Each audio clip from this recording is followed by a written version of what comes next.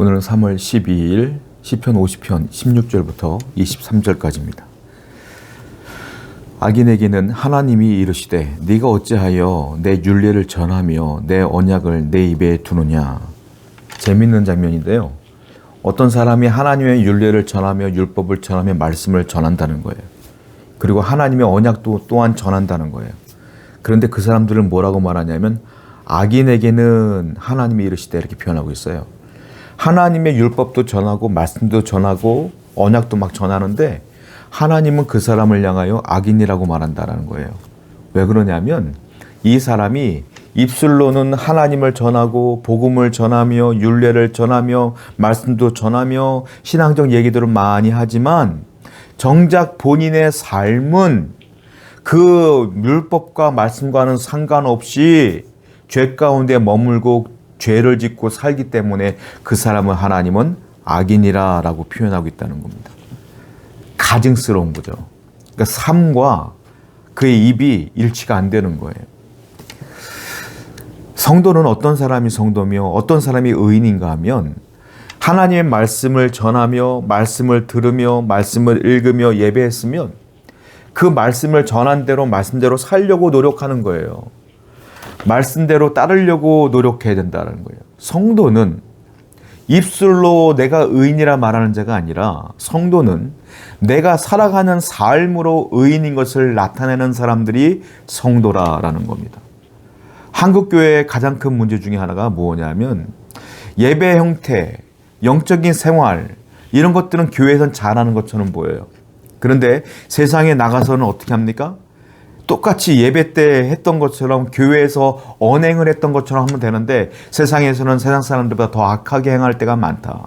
그래서 사람들이 우리의 모습을 보고 하나님을 멀리하는 경우가 많다라는 거예요. 하나님은 그런 분들을 향하여 뭐라고 말해요? 악인이라고 말한다라는 거예요. 삶과 말이 일치가 안 되는 거예요. 어쩌면 저도 여러분도 이 부분에서 회개해야 될 줄로 알아요. 우리는 항상 하나님 말씀과 삶이 일치되기 위해서 노력해야 될 줄로 믿습니다. 17절입니다.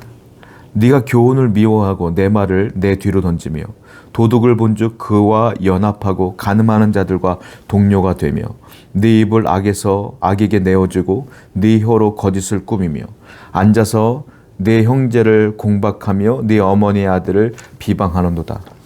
하나님께서는 그들이 왜 악인인지 구체적으로 그들의 삶을 그들이 어떻게 살아왔는지를 쭉 나열하는 게 17절, 18절, 19절, 20절 쭉 얘기하고 있는 거예요.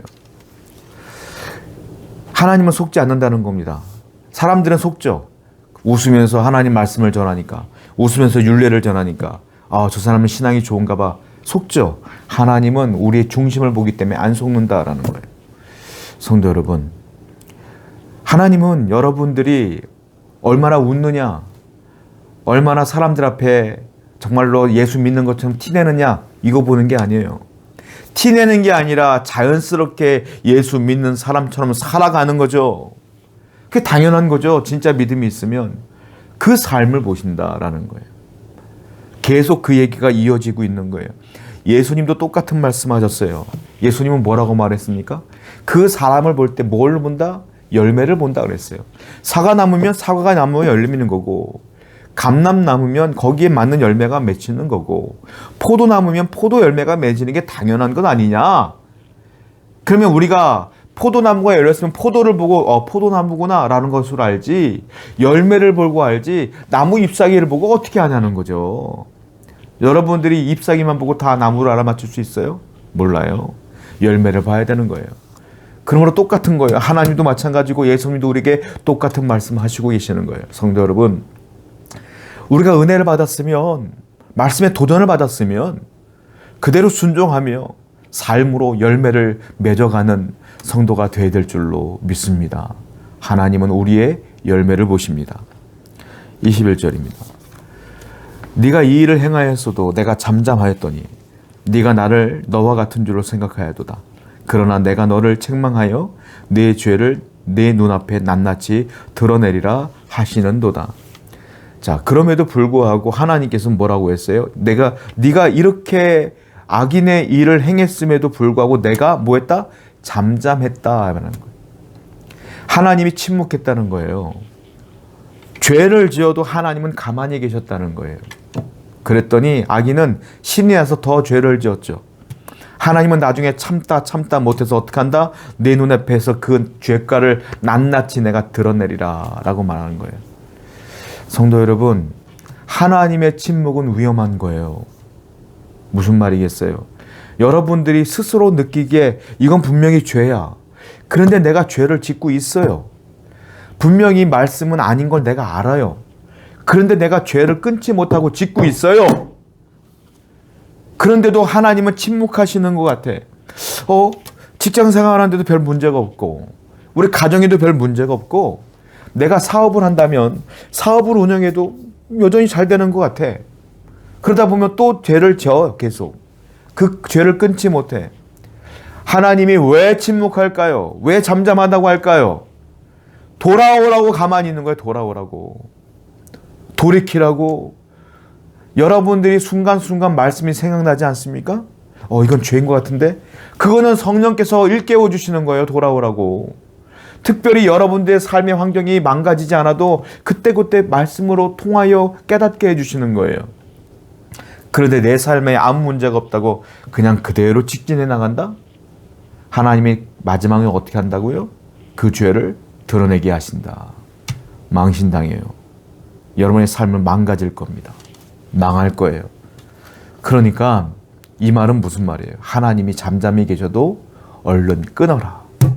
죄를 끊어라. 더 큰일 벌어지기 전에 죄를 끊고 돌이켜라 라고 하나님 말씀이에요. 오늘 결단하시기 바랍니다. 지금까지 계속 못 끊고 있었던 것들을 끊어버리세요. 그리고 하나님 앞에 돌아오시는 여러분 되기를 축원드립니다. 22절입니다. 하나님을 잊어버린 너희여, 이제 이를 생각하라.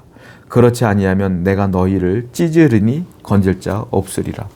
그렇게 하나님이 침묵을 정말로 잠잠히 기다렸던 이유가 뭡니까? 돌아오라고죠. 그런데 여전히 돌아오지 않고 똑같은 일을 계속해요. 그 사람들 향하여 하나님께서 뭐라고 말합니까? 하나님을 잊어버린 너희여. 하나님을 잊어버렸다는 건 뭐예요? 내 마음속에, 내 머릿속에, 내 삶에 하나님이 없다라는 거예요. 하나님의 침묵 기간을 통하여 자기가 그 침묵을 이용해 합당하게 그걸 합리화시켜요. 그 사람들은. 어떻게 해요? 와, 내가 죄를 졌는데 아무 문제가 없네.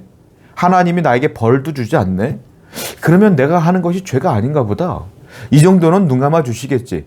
그래, 내가 봐도 이 정도는 죄도 아니야. 세상 사람들이, 죄 짓는 사람들이 얼마나 많은데 나는 이 정도는 아무것도 아니지. 역시 하나님은 다 이해해 주시는 거야 라고 자기 합리화를 시키는 분들이 있다는 거예요.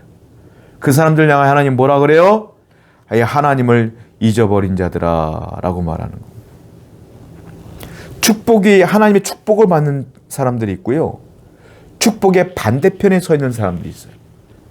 이 사람들은 결국은 심판받을 거란 말이에요. 그 사람들을 향하여 뭐라고 말해요? 하나님의 축복에 서 있는 사람들을 향하여 하나님 뭐라고 그래요? 하나님의 언약 백성이라 그래요. 하나님의 축복의 반대편에 있는 사람들을 뭐라고 말해요? 오늘 본문에서 뭐라고 말합니까? 하나님을 잊어버린 자들아 라고 말하고 있는 거예요. 여러분들의 축복은 끊기는 거예요. 그러므로 하나님이 침묵한다 할지라도 빨리 죄를 끊고 하나님께 돌아오는 방법 외에는 없어요. 그걸 뭐라고 말하죠? 회개, 돌이키는 것. 당연히 성도라면 회개의 반응이 나와야 된다. 그 외에는 하나님의 축복의 방향으로 나갈 수 있는 방법이 없습니다. 23절입니다.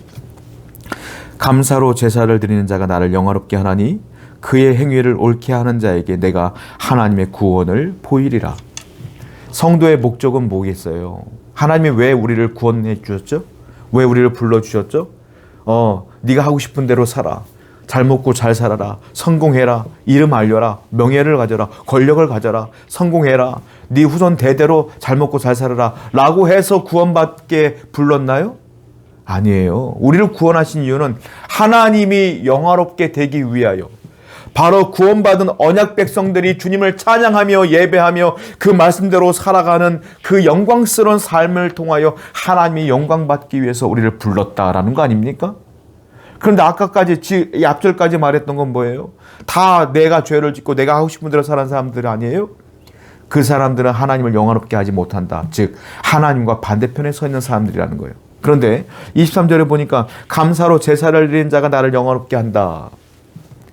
하나님께 감사로 제사, 즉 예배하는 자가 하나님을 영화롭게 하는 것이다 라는 겁니다. 성도 여러분, 그냥 예배가 아니에요. 감사로 제사하는 겁니다.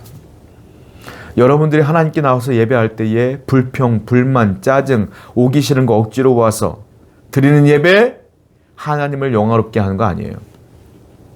하나님을 영화롭게 하는 예배는 어떤 말씀을 주실까? 내가 어떻게 하나님을 찬양할까?